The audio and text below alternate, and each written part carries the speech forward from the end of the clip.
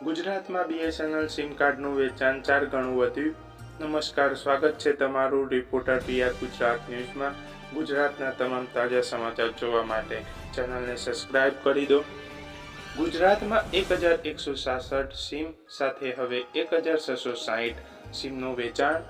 Vi Jio Airtel સામે બીએસએનએલના plan સૌથી સસ્તા. સોશિયલ મીડિયા પર ટ્રેન્ડમાં છે बीएसएनएल की कर वापसी, बीएसएनएल को वोट करे. મોબાઈલ નેટવર્કની ખાનગી કંપનીઓએ 20-25% ભાવ વધારી દીધા. સસ્તા ભાવ હોય તેવી માત્ર એક જ સરકારી કંપની છે બીએસએનએલ. અત્યારે બીએસએનએલના સિમ કાર્ડની બહુ હાઈ ડિમાન્ડ છે. બીએસએનએલના એક જ અધિકારીના જણાવ્યા મુજબ ભારતમાં 10 જુલાઈએ એક દિવસમાં 2 લાખથી વધુ સિમ કાર્ડ વેચાઈ ગયા હતા. જૂન 2024ના મહિનામાં 1166 સિમ કાર્ડ વેચાયા. 1 જુલાઈ 2024ના બીએસએનએલના રોજના 4666 સિમ કાર્ડ વેચાયા છે. 15 દિવસમાં જ 70,000 કાર્ડનું વેચાણ થઈ ચૂક્યું છે.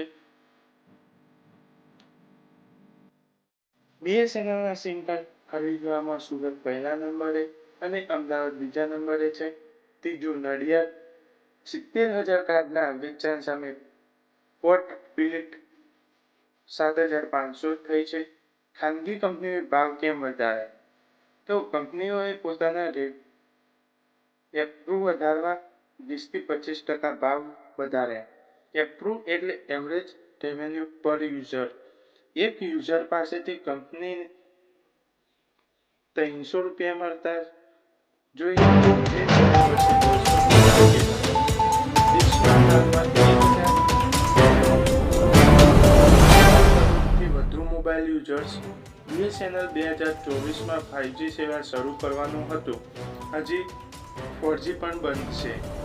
બીએસએનએલ દેશમાં 1.12 લાખ ટાવર છે. મોદીજીએ 6G નેટવર્કનો રોડમેપ લોન્ચ કરી ચૂક્યા છે. ડિસેમ્બર 2024 સુધીમાં બીએસએનએલના તમામ ટાવરમાં 4G નેટવર્ક હશે. બીએસએનએલનો ઇતિહાસ બ્રિટિશ સરકારના જમાનાથી રહ્યો છે.